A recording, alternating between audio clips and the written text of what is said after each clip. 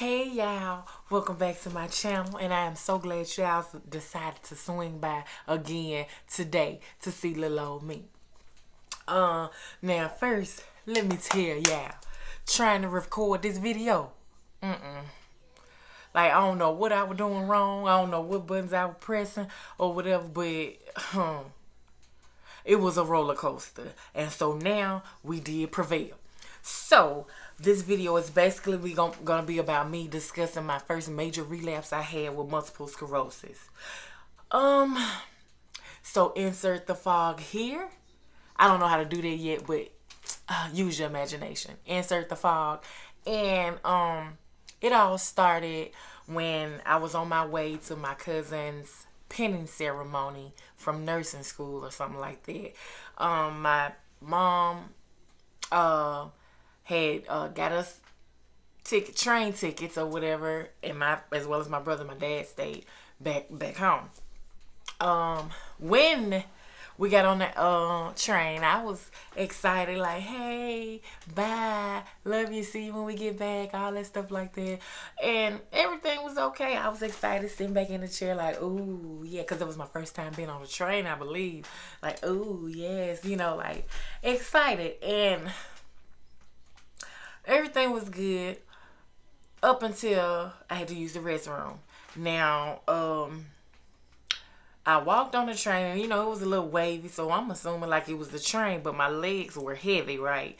So once I noticed that, I was like, you know what? It's probably because I need the train moving or whatever, and I'm trying to not miss anything by looking out the window and stuff, so I might be a little sleep deprived and things like that. So I didn't pay it any attention. So I went back to my seat. Now we ended up having to stop in Chicago for a layover or something like that. I don't know what it's called on the train. And we went to go get something to eat. That was for like an hour and 30 minutes, maybe an hour 45. And so I was like, okay, let's get off the train, and go find something to eat. And I noticed that my legs were heavier than what they were when I was on the train and had to use the restroom. So I was like, you know what? I'm here. I'm living. I'm finna eat. Get back on the train. We'll wait and get on the train when it's time for us to get on the train. Get on the train. So I get back on the train, after the wait or whatever, took a nap, or I went to sleep because we were almost the last people to get off the train. So, we finally made it to Michigan, and when we got off the train, my legs were doing something that I wasn't used to them doing, and they were doing it without my permission. So I was like, okay, I'm just tired. The excitement and stuff was just, overwhelming, I'm assuming. So once we got to the hotel, we put our luggage down, and my mom was like, we're going to get ready to go to the mall. And I was like, okay, yes, So we get ready, we go to the mall. Worst decision ever I made in my life. And every bench that was in the mall that I saw, I had to sit on it. Like, my energy was depleted. And I'm like, what is going on? And I didn't want to tell anyone, like, this is how I'm feeling, because we just got here, and people probably be looking at you sideways. But I did tell my mom before we left the room. And she was like, well, Talisha, if you want to stay here, that's fine. If not, no issue, no pressure, woo after woo. So I was sitting, down, and I would let my mom go on. If they get too far, that's when I would, walk, to get to another bench to, have them in my vision. So I was like, you know what? I can't wait to get back to the hotel. Made it back to the hotel. I said everything's going to be okay once I make it back to the hotel and shower and rest. Did that. The next day, it was my cousin's ceremony time, like the actual ceremony. Standing room only. Like, and I'm sure no one would want somebody, leaning up against them, holding on to them when it was kind of packed. over, packed, and nobody wanted to touch nobody that they didn't know, or they were tired, feet hurt and stuff like that. So I'm standing in the like on your mark, get ready, get set, go stance. I don't know what it's called, but I was just trying to brace myself to keep from falling. And I was just hoping, like, please let this ceremony hurry up and end so I can find me a chair. So it finally did, and we went to my cousin's home, and I was trying to stay out of the way, so I wouldn't fall, and so people won't ask me questions because I didn't have the answers that they were going to be wanting. So, well, I didn't have any answers, period, because that was the first time I had experienced that. So, like, we stayed there. Well, we went there and then went back to the hotel. We stayed in Michigan for probably 3 or 4 days or whatever. And I was excited when we finally got back on that train to head back to Mississippi. We got back to Mississippi, and what really made me notice that something was going on when the person that tell you watch your step, have a good day and all that stuff, that I don't know what it's called, a conductor or whoever, she put that yellow stool down in front of me, and for some reason my mind could not comprehend, put your feet down on that and go, continue walking. Like my legs were just like, I would have one leg out and it would just be dangling. Like I could not tell, my body was not working with me. So, I started to cry a little bit, and my uncle just picked me up and put me on the yellow stool. Shout out to my uncle. You are appreciated. And so with that, like, I walked over to a fence because at that point I needed something to lean on at all times. So it was a little janky fence or whatever. So, and the one that has the little prickly parts on it. So I grabbed it. At that point I was like tired, like forget how it turned out. Like I need to get somewhere and sit down. So I'm holding on to this thing, just not realizing that I'm causing harm to my body, or to my hand, and I'm just holding on to it, and the fence was already barely hanging on, and I'm holding on to it. So I'm just holding on to it till I finally made it close enough to my mom's car to just get to the door. I kid you not, y'all. Once I looked at my hand, my entire left hand was bloody.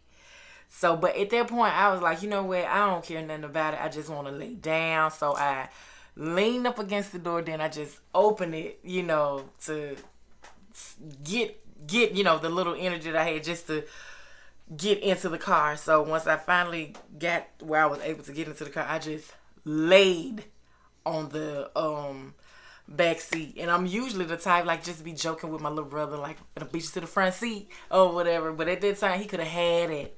I don't even believe I put a seatbelt on because I was exhausted just from that little distance walk from the train to the car. And so once we got home, my dad was there and he was preparing, to go to church, because we went to church every Sunday, Tuesday, Friday. We were there, and I just was like barely making it. Like by that point I had started to crawl because my legs were basically not working, and my dad, I guess he heard me crying or something, and he was like, you want to stay here? I was trying to tell him, like, I have a speech to say, and he was like, no, you go ahead on, and we're gonna let you go ahead on and stay at the house.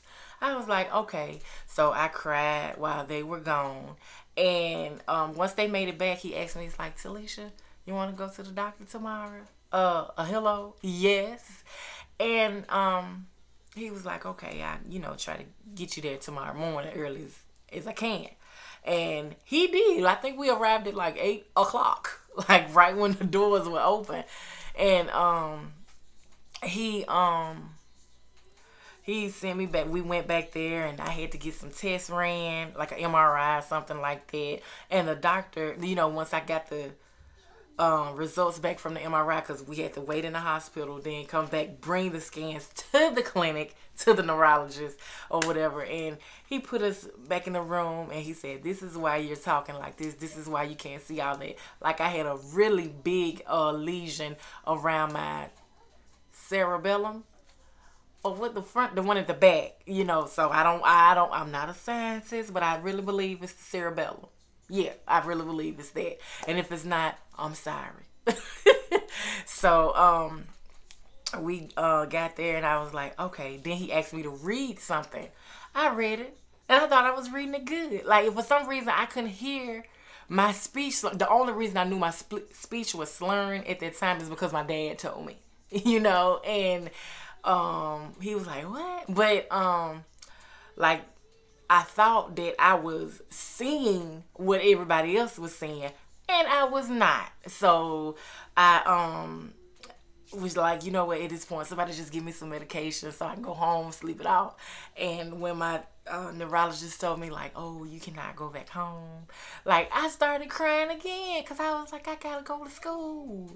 And he was like, no, you're going to be admitted into the hospital, and I just cried. I cried up until, we got into the hospital. I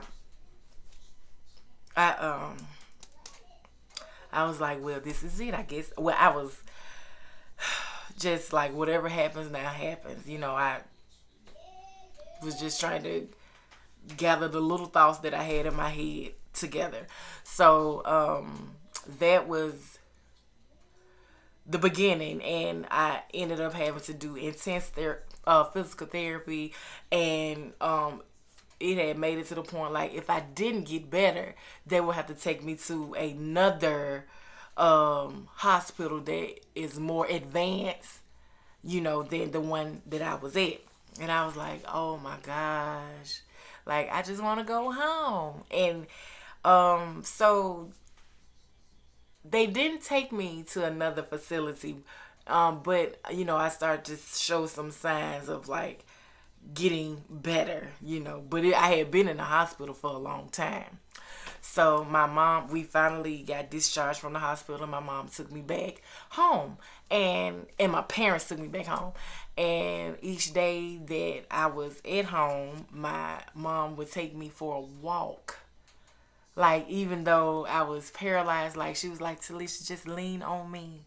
Just lean on me. I wasn't leaning. I was falling on her, because I didn't, like, everything that a normal person would see. I could not see. Everything was, like, leaning, but I thought it was straight. So, like, my mom just would encourage me, and I was just trying to, like, put one foot in front of the other, and at that point I was like, I'm just grateful for the little taste of the little bit of health that I do have, and I was like, if it's for me to be like this, I guess I just have to deal with it, and at that same time, my mom was like, look, we don't get to choose the hands that we dealt, but we do get to choose how we play the hands that we're dealt. And she said, I'm with you. You mine. I don't know why she said that. And I just started crying when she said that, like, you mine, like, because a lot of parents, a lot of people give up when, they have a illness or something that they're not used to. And me, like, everything had just fell down on me at one time. Like, I could not walk, I couldn't talk, I couldn't chew, I couldn't see, I couldn't write, I couldn't do anything or whatever, and having to lean on somebody else was overwhelming. But, you know, like, because I knew I had to do it, but at the same time, I didn't want to do it for long. And I used both of those or whatever to help me back on the road to recovery. You know, like, I mean, it was a lot of tears shed. It was a lot of being angry. It was a lot of questions why and how they get to do this and why I can't do this and all of that like that. But because that was the hand I was dealt, you know, I had to eventually learn that I have to see it through no matter what. Because me being upset was not going to change the fact that I had MS, you know. So I ended up just dealing with it, dealing with it, and you know, just encouraging people when I'm not sick that it's gonna be okay, regardless if it's an illness or a just a situation in life. Like, you gonna get through it. You gonna get through it. You know, trying to stay positive even though it's hard sometimes. You know, I and try to encourage people all the time. And that's pretty much it for my video, and thank you all for listening.